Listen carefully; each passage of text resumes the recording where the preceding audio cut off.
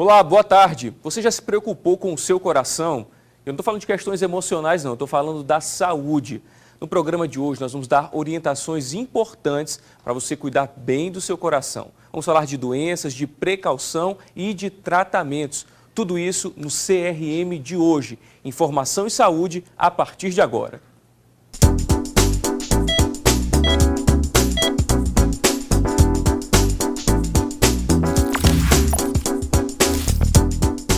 É muito difícil fazer sua cabeça e seu coração trabalharem juntos. No meu caso, eles não são nem amigos. Essa frase é do ator e cineasta Woody Allen. Calma que hoje eu não vou falar de cinema, mas eu decidi começar o programa com essa frase, porque o nosso assunto de hoje é a saúde do coração. E para falar sobre os fatores de risco, doenças e prevenção, a gente recebe aqui no estúdio o cardiologista Dr. Joel Nunes Júnior. Ele é atual supervisor de residência de Clínica Médica do Hospital Universitário Presidente Dutra e é conselheiro do Conselho Regional de Medicina do Maranhão. Doutor, eu agradeço a sua presença aqui e atender o nosso convite. Seja bem-vindo ao CRM na TV. Eu que agradeço, Davi, o convite. E sempre que formos convidados, a gente vem com o maior prazer, sempre falar de medicina, falar de cardiologia, uma satisfação para a gente e levar isso ao grande público, sem dúvida nenhuma, é uma das funções do médico e do jornalismo também. Doutor, falei aí do Woody Allen, um grande ator e cineasta, fazendo essa brincadeira aí, mas quando a gente fala de coração e da nossa saúde do coração, então a mente e o coração têm que trabalhar juntos. Afinal de contas, a conscientização sobre a importância da saúde do coração, ela é o primeiro fator para a gente ter uma vida saudável, né? Sem dúvida nenhuma, Davi. Os gregos lá na antiguidade já diziam que mente sã, corpo são. Então a gente precisa ter sempre isso realmente em mente e saber que a saúde mental, a saúde física, orgânica, por assim dizer, elas caminham juntas e precisa ser assim mesmo. Não tem como fazer essa dissociação. Elas precisam realmente estar sempre aliadas, sempre juntas. Doutor, quando a gente fala da cardiologia, a gente lembra imediatamente do coração, desse órgão vital e preciosíssimo, mas aí a gente pensa logo também no reflexo disso no corpo todo, né? Para quem está em casa, então, entender melhor que áreas são essas, então, e como a cardiologia reflete em toda a nossa saúde. Essa pergunta é fundamental para que o grande público possa entender que a maioria das doenças cardiovasculares, elas, em sua maioria, elas são silenciosas. Então, muitas vezes, você não vai sentir nada por ser hipertenso ou por ser diabético, por exemplo. E muitas vezes, o primeiro sintoma dessas doenças é um AVC, é um infarto, é um problema renal. Então, por isso a importância da prevenção e por isso a importância de a gente sempre ir atrás. Eu sempre brinco que ninguém vai atrás de doença, a gente na verdade vai atrás de afastá-las, né? Porque muitas vezes só se sabe que tem determinada doença se a gente for pelo menos verificar a pressão, fazer exames básicos laboratoriais para ver o nível de colesterol, o nível de açúcar no sangue, porque são todas doenças graves.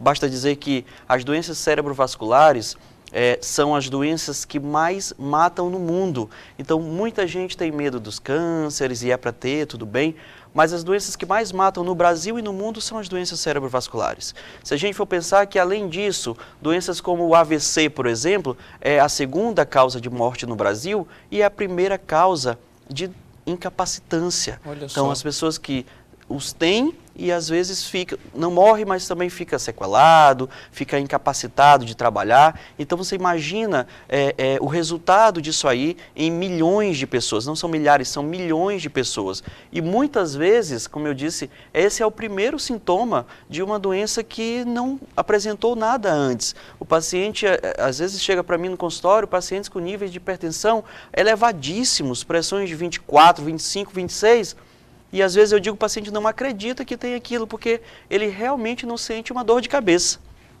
Até quando sente dor de cabeça, tontura, alguma coisa, geralmente vai procurar o médico. Sim. Mas tem essas situações que chega lá com a metade do corpo paralisado, dormente, a boca torta e sequer sabia que tinha um colesterol alto, que era diabético ou que tinha pressão alta. Então são doenças, como a gente costuma dizer, silenciosas, mas que são gravíssimas e precisam ser investigadas e avaliadas. Para que você tenha ideia, as pessoas que têm problemas desses na família, a partir dos 30 anos, ainda que não sintam nada, precisa fazer uma avaliação cardiológica anual. Se as pessoas não têm nenhum histórico familiar, a partir dos 40 anos, precisa fazer uma avaliação cardiológica anual.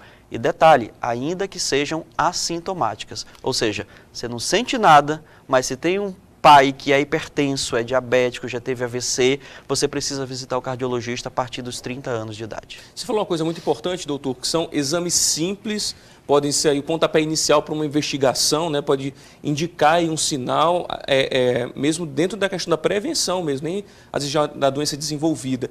Então é um exame que a pessoa faz, às vezes, naquelas ações sociais, Sim. né, doutor? Até numa farmácia mesmo, e a pessoa precisa fazer esse acompanhamento, né? Seu nível de glicemia, dos Exato. triglicéridos.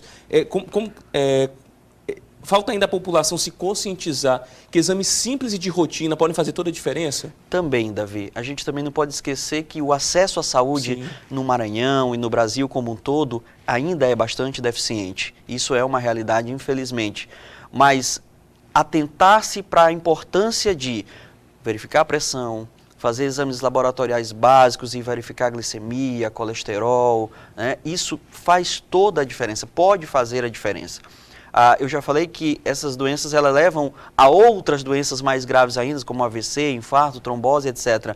Mas lembrar que elas também causam outros problemas que são também silenciosos. Então, você pensar que o paciente hipertenso, o paciente diabético, ele vai ter os seus rins agredidos, a sua visão agredida, os seus vasos agredidos. Então, o paciente que tem maiores chances, maior propensão no futuro de ter problema renal, de ter problema na visão, né? Então, tudo isso precisa também ser controlado, o paciente precisa saber que tem para poder controlar e evitar que essas doenças levem a outras doenças. Então, você imagina, já é hipertenso, já é diabético, já tem o colesterol alto, e aí depois desenvolve problema renal cronifica e pode levar à hemodiálise. Então, é toda uma cascata de coisas ruins que vão acontecendo e que precisam ser evitadas ou pelo menos minimizadas. Doutor, e a gente fala então da prevenção por meio desses exames, mas tudo começa também com hábitos saudáveis de vida, né? Uma alimentação correta, prática de atividades físicas, a gente sempre fala isso. É interessante porque independentemente da área que a gente estiver abordando aqui, sim, ou da doença que a gente estiver tratando, esse é o fator principal para qualquer pessoa que queira ter qualidade de vida, né? Sem dúvida, Davi. Esses são fatores de risco para grande parte das doenças. Então, quais são? Sedentarismo, alcoolismo, tabagismo, esse é um dos piores, né? Obesidade. Então, são todos fatores de risco para outras doenças mais graves ainda. Então, são fatores de risco para o infarto, são fatores de risco para o AVC, são fatores de risco para a hipertensão. Então, são fatores e que são mutáveis. Isso é importante. A gente consegue melhorar isso e reduzir. Teve um estudo agora europeu que mostrou que medidas simples conseguem minimizar em até 90% os riscos de a pessoa ter AVC durante a sua vida. Olha só. E tem um dado que é alarmante. Outro estudo que mostrou que, o estudo Stroke, mostrou que a cada 4 pessoas, uma vai ter AVC durante a sua vida. Então, nós estamos aqui no estúdio em 4. Se a gente parar para pensar que um de nós 4, claro que isso é uma estatística, sim, que um de nós 4 pode ter um AVC durante a sua vida, parece que a coisa se aproxima mais, não é uma coisa mais tão distante. Então, esse é o dado. São milhões de pessoas acometidas todo ano e por isso a gente precisa, com medidas simples, reduzir essa chance em até 90%. Então, que medidas simples são essas? Evitar o sedentarismo. Ponto. O que seria isso? Não adianta fazer o que eu costumo falar de passeio. Então, os pacientes saem para passear, encosta de canto em canto, conversando com a comadre. Isso não é atividade física, tá? A atividade física ela precisa ser regular, então, pelo menos 3 vezes por semana. E o que a Sociedade Brasileira de Cardiologia preconiza? Seriam 150 minutos por semana. Então, se você vai fazer aí de segunda a sexta, você faz uma caminhada de segunda a sexta de 30 minutos. Então, com isso, você já cumpriu a sua meta dos 150 minutos por semana. A cessação do tabagismo é fundamental. Hoje em dia não tem mais espaço para o tabagismo. É incrível como é que tem gente que ainda fuma. É impressionante. Em 2019, né, doutor? Exatamente. Não bastam as carteiras mostrando, não basta toda uma publicidade mostrando o mal, o malefício que traz, mas ainda tem e ainda é bastante. Então, esse é dos principais fatores de risco. Não só para as doenças cardiovasculares, e aí a gente entra outras doenças também, como as neoplasias, como os cânceres, por exemplo. E basta dizer para isso que 80% dos cânceres de pulmão estão relacionados ao tabagismo, né? É lógico que existem aqueles casos de gente que tem câncer de pulmão e que nunca fumou, é óbvio. Mas 80% dos cânceres de pulmão, de alguns cânceres de pulmão, estão relacionados ao tabagismo. Então, essa é uma medida que precisa ser estimulada sempre, a cessação do tabagismo, né? O alcoolismo precisa ser reduzido também bastante. E quando a gente lembra que fazer medidas simples como essa, de se exercitar, de comer melhor, e aí o que é comer melhor? É diminuir o nível de sal da comida. O brasileiro come em média 12 gramas de sal por dia, quando o recomendado deveria ser 2 gramas. Então são 6 vezes mais, são 500% a mais de sal que o brasileiro come em média por dia. Então essa redução do nível de sal precisa também ser estimulada, precisa ser reduzida. O Peru, que é um país talvez mais pobre do que o Brasil, conseguiu a redução dos seus níveis de hipertensão trocando o sal, passando a dar para a população, trocava na verdade, foi um estudo feito lá, em que eles pegavam o sal comum das famílias e entregavam o sal com menor teor de sódio. E com isso conseguiu-se reduzir os níveis de hipertensão por lá. Então, medidas simples, basta se reduzir o nível de sal que se come, basta reduzir o nível de gordura, de fritura, de óleo que se come de maneira geral em todas as residências. Então, essas medidas que são simples, você fazer atividade física, melhorar a sua comida, não fazer aquela mistura que eu costumo falar de carboidratos, em que você come arroz, farinha, macarrão, batata, tudo no mesmo prato. Aquilo é uma mistura de carboidratos. Isso tudo vai entrar e vai virar açúcar, vai aumentar o seu nível de açúcar, vai aumentar a sua glicemia, portanto, isso vai aumentar a sua chance de ser diabético. Então, são medidas simples. Comer melhor, se alimentar bem, não fumar, não beber, isso tudo, essas medidas podem reduzir em até 90% o risco de se ter um AVC, por exemplo, que é uma doença gravíssima durante a sua vida. Bem, vai custar muito menos do que fazer um tratamento depois que a doença já se desenvolver. Sem dúvida. Então, a gente vai fazer um rápido intervalo agora, você continua aqui com a gente, nosso intervalo é rápido e a gente volta ainda para falar sobre a saúde do coração. É já já.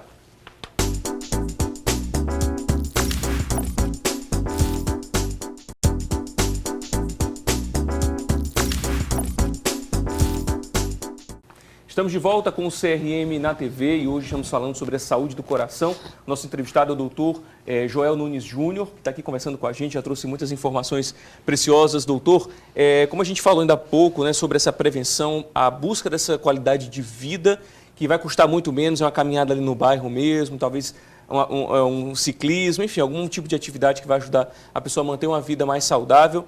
E a gente, nessa conscientização, doutor, sobre a precaução, sobre a investigação, você falou ali sobre os 30 anos, no caso de já haver alguém na família, né, que apresenta algum tipo de doença, e aos 40 anos todo mundo deve fazer essa visita. Geralmente, doutor, na sua experiência já de atendimento, quando que o paciente chega no consultório, aquele que nunca foi no cardiologista, geralmente quando ele chega ele já está apresentando o quê? Ou ele já está encaminhado por um outro médico que já identificou que a situação dele está difícil? Bom, há uma distinção muito clara no consultório. Quando o público é feminino e quando o público é masculino. As mulheres, em toda a sua sapiência, elas procuram mais, elas se previnem mais. Isso faz parte do DNA feminino, elas tentam se prevenir mais. E muitas vezes o homem, quando o fazem porque as mulheres levam. Quando não é isso, é porque já sentiu alguma coisa. Então, geralmente, o homem procura o médico quando já está sentindo alguma coisa, já passou mal, já precisou ir na emergência, o peito doeu, cansou, né, sentiu muita tontura, dor de cabeça. Nessa situação ele vê que ele é obrigado a procurar o médico. Então geralmente quando a gente vê homem no consultório é sintomático, tem alguma coisa ali. E as mulheres não, as mulheres elas vão bem antes disso, elas tentam se prevenir muito mais do que os homens. Doutor, quando a gente fala de uma realidade, que você até falou no bloco anterior, do nosso estado, então, onde às vezes não tem um especialista numa cidade muito distante dos grandes centros, tipo São Luís, Caxias, Imperatriz, como que esse paciente, então, que está num lugar mais distante também, ele consegue ter um acompanhamento nesse sentido de cuidar bem também do seu coração? Aí o seu colega clínico geral, que geralmente está ali mais próximo, é que faz esse direcionamento. Como que funciona hoje essa cadeia de atendimento no nosso estado? Bom, de fato é muito deficiente, né? Se a gente for para as cidades menores, né, realmente não vai ter a figura do cardiologista, ou de um neurologista, ou do nefrologista, enfim. Não vai ter a figura do clínico geral, né, que consegue desenvolver a medicina com muito afinco, mas também com muita dificuldade, né, estrutural principalmente. Então, o que acontece normalmente é que esses pacientes eles vão sendo tratados até um determinado limite. Então, e geralmente quando os pacientes ficam mais graves, ou quando aquele médico não consegue resolver o problema daquele paciente por sua gravidade, enfim, é quando ele então encaminha ao especialista. E aí vai todo aquele périplo do paciente até encontrar o especialista ou no polo mais próximo de sua região, ou até mesmo aqui na capital. Realmente é uma situação difícil porque não temos profissionais especialistas num número grande o suficiente para atender a demanda de um estado muito grande, muito populoso como é o Maranhão. A gente sabe também que esse é um problema no país, né, doutor? Ainda falta chegar em muitos lugares, principalmente nos interiores assim, do Brasil. Doutor, quando a gente fala então de um paciente, de uma pessoa que já tem algum tipo de problema no coração, alguma doença, já faz algum tipo de tratamento, como que a família participa então para que essa pessoa também tenha qualidade de vida, mesmo já tendo desenvolvido alguma doença? Como que é o resultado desses procedimentos? Qual que é o resultado desses tratamentos hoje? Isso é muito interessante, Davi, porque a família dos pacientes, por exemplo, vou citar aqui o caso dos cardiológicos, então o paciente que infartou, o paciente que tem uma hipertensão de difícil controle, o paciente que teve um AVC, o paciente que tem uma insuficiência cardíaca, aquele famoso coração grande, a família toda muda os hábitos em benefício daquele paciente. Então é muito comum a gente ouvir no consultório dizer, não, agora todo mundo já come sem sal, agora todo mundo já não come mais açúcar, ninguém come mais fritura na casa. Isso é muito interessante e essa participação familiar, quando acontece, na verdade, essa interação familiar, sem dúvida nenhuma, o resultado é melhor, porque a percepção de saúde, isso é um dado interessante, que é muito subjetivo, mas que precisa ser levado em consideração. A percepção de saúde do paciente, ela aumenta. Então ele se sente melhor, ele se sente mais acolhido, né? Ele se sente participando e com isso ele vai melhorando. Isso é fundamental. É um dado absolutamente subjetivo, que inclusive já está sendo avaliado por muitos protocolos internacionais e que a gente precisa cada vez mais levar em consideração. Enquanto, então, um está no tratamento, a família está na prevenção, né? Já que ela entra aí nesse procedimento. Exatamente. Isso é muito interessante. E às vezes, o exemplo arrasta, né? Você acaba vendo que aquele paciente que tinha maus hábitos, não se alimentava bem, não comia direitinho, não tomava os remédios, enfim, teve aquele desfecho. Então, quem está de perto e vê aquilo, para e pensa, opa, se eu for pelo mesmo caminho, eu também posso ter o mesmo desfecho. Infelizmente é triste, mas tem um efeito pedagógico também. E quando a gente fala disso, doutor, não tem sexo, não tem cor, não tem classe social, todo mundo precisa cuidar bem, né, do coração. E a gente fala da saúde de um modo geral. e considerar, né, toda essa qualidade de vida e buscar isso para a sua vida, né, doutor? Porque ninguém está imune a desenvolver esse tipo de problema, esse tipo de doenças, né? Não, é uma doença, as doenças cerebrovasculares, elas são extremamente democráticas nesse sentido. A diferença é depois que ela acontece para o tratamento. Né? Então, infelizmente, quem tem melhores condições de acesso à saúde tende a tratar isso de maneira melhor do que quem não tem, infelizmente. Mas o fato de ela acometer, ela acomete a todo mundo indistintamente.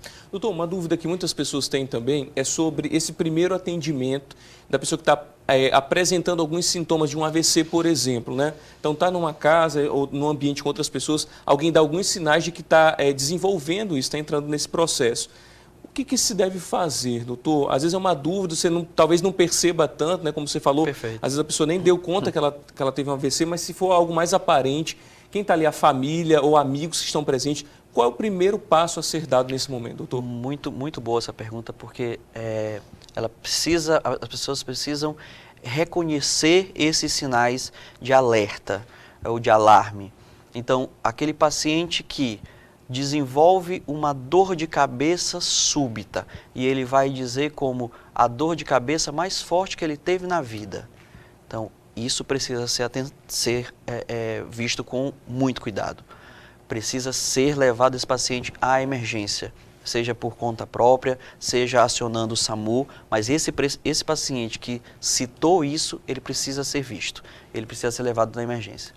O paciente que, ainda falando de dor de cabeça, que sempre teve dor de cabeça, mas que houve uma piora nessa dor de cabeça. Então essa dor agora está vindo com características diferentes, com intensidade diferente do que ele é acostumado a ter. Esse paciente também precisa ser visto e levado à emergência. O paciente que começa a ter dormências, formigamentos de um lado do corpo, ou que tem o famoso desvio de comissura labial, a boca torta, dificuldade para falar, sem dúvida nenhuma, esse paciente precisa ser levado à emergência imediatamente, por meios próprios ou ligando para o SAMU 192. Mas esse paciente precisa ser visto por um profissional de saúde com urgência. E aí essa urgência, né, doutor, e essa percepção, ela pode fazer toda a diferença, né? Toda a diferença, porque assim, os tratamentos por exemplo, do AVC, do infarto, eles têm hora, e a gente costuma dizer que tempo é músculo. Por quê? Porque quando você está nas primeiras horas de um AVC, você consegue reverter possíveis sequelas que aquele paciente teria. Quando você está nas primeiras horas de um infarto, você consegue reverter também as possíveis sequelas que esse paciente teria. Diferente disso, você vai depois, infelizmente, só tratar o que já aconteceu. Você vai só tratar as sequelas, você vai tratar o paciente que ficou com o coração grande, que ficou com o coração funcionando menos, porque aquela área que infartou, ela morre. Então ela não vai mais participar do ciclo cardíaco como deveria. Então o paciente acaba desenvolvendo insuficiência cardíaca e aí ele vai depois somente tratar essa insuficiência cardíaca. Aquele músculo que em algumas horas após o evento poderia ter sido recuperado, não mais se recuperará. Doutor, hoje que as pessoas estão nos assistindo aqui, qual que é o principal recado, qual é a principal orientação que a gente pode deixar? Além, claro, a gente já falou sobre a busca dessa qualidade de vida, de alimentação, de prática de atividade física. Nunca é tarde para a gente começar, então? Enxerguei hoje que eu estou sedentário, estou comendo mal, então esse é o momento então de mudar de vida? Sem dúvida nenhuma, nunca é tarde, né? Se você não parou de fumar até hoje, esqueça de dizer, mas eu estou fumando até hoje. Então já fumou, ponto, parou a partir daqui.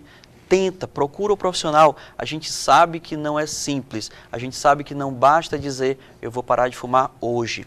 Muitas vezes precisa sim de acompanhamento médico, precisa de tratamento medicamentoso, às vezes para cessação do tabagismo. Então não é simples assim, não basta dizer não para porque não quer, sim. Não é assim, tá? Mas precisa sim entender que precisa acontecer, que precisa parar de fumar. E aí, a partir disso, é que a gente vai buscar os meios de fazer isso. Se estava obeso, vai emagrecer. Se estava sedentário, vamos procurar nos ativar né? Se está bebendo muito, vamos reduzir isso ou até parar, que seria o ideal, né? Então, isso nunca é tarde para acontecer. Deu o start, deu o estalo, é a partir de agora que isso vai acontecer. E precisa ser assim. Doutor, eu quero agradecer demais sua participação aqui, o tempo que você cedeu para trazer esclarecimento para a nossa população e dizer que o programa está sempre de portas abertas para recebê-lo e a gente tratar de outros assuntos aí relacionados à saúde do coração. Muito obrigado, doutor. Mais uma vez eu que agradeço. Bem, você que esteve com a gente, quero agradecer sua audiência, sua companhia também. Você pode sempre participar, interagir, sugerir temas através das redes sociais. É só procurar CRM Maranhão no Facebook e também no Instagram. Para você um ótimo fim de semana e até a próxima.